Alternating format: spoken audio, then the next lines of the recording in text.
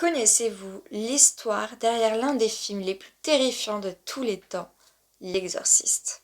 Sorti il y a 48 ans dans les salles du cinéma, L'Exorciste de William Friedkin n'est plus que jamais un sommet de terreur brute, qui trouve aussi son origine dans une histoire vraie et saisissante qui servira à William Peter Blatty pour écrire son livre.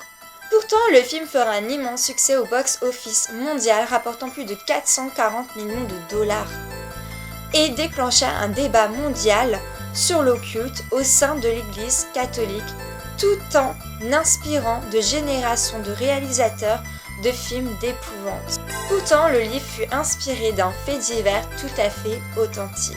Un cas de possession survenu sur un jeune garçon de 13 ans résidant à Cottage City dans le Maryland en 1949. L'identité du garçon, connu sous le nom de Roland Doe, ne fut pas connue avant près d'une dizaine d'années. Élevé au sein d'une famille luthérienne d'origine allemande, Roland était, semble-t-il, déjà familier avec le paranormal. Il demanda un jour pour son anniversaire un Ouija, une planche censée rentrer en contact avec les esprits. C'est donc sa tante Harriet qui lui fera part de ce cadeau. Peu de temps après le décès de celle-ci, le petit garçon commença à vivre d'étranges expériences paranormales. Des grattements dans le mur, bruits étranges, déplacements des bougies.